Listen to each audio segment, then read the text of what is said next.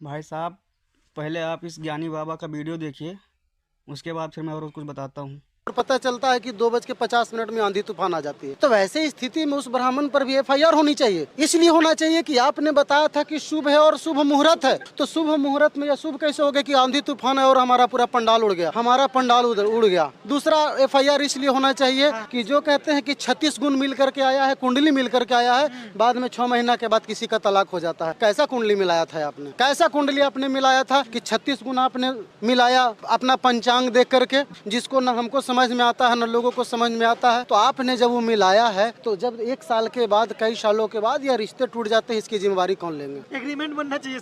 तो आप लोग ने ये वीडियो देख लिया होगा कि ज्ञानी बाबा क्या कह रहे हैं। ये बता रहे हैं कि जो शादी ब्याह पंडित लोग विचार करके करते हैं, तो कहते हैं पूरा उसमें गुण मिला लिया, 36 के 36 गुण मिलते हैं, फिर तलाक कैसे हो जाता है। तो इनको ये बता दो कि जो गांव में शादी होती है वो उसी तारीख में नहीं होती जिस तारीख में पंडित जी बताते हैं। तारीख जैसे फिक्स होती है 10 तारीख की, 11 तारीख की, तो 11 तारीख की और जो फिक्स हुई है तो 11 तारीख को बारात जाती है। शादी होती है 12 बजे के 1 डेढ़ बजे बाद, 3 4 बजे तक होती है, तो ऑटोमेटिक शादी उस दिन अगले दिन होती है।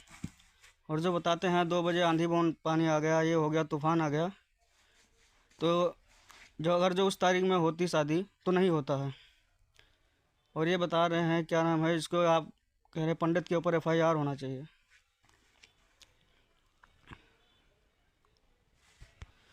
और एक बात कहा इन्होंने कि जैसे जो कहते हैं कि 36 के 36 गुण मिल गए हैं, फिर तलाक कैसे होता है।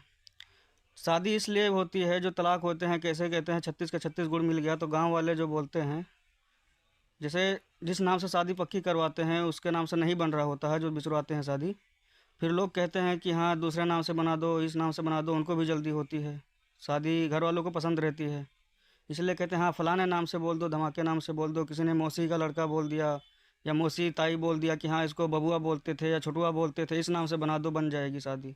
तो पंडित की उसमें गलती नहीं रहती है, जिस नाम से विचारते हैं उस नाम से बनता नहीं है। तो आप लोगों के कहने की वजह से दूसरे नाम से बना देते हैं, छोटुआ लल्लुआ दो क्या, ऐसे अटरम पटरम पे।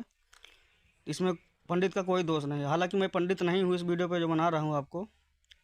तो अगर आप लोग इससे सहमत हैं तो कमेंट करके ज़रूर बताएं।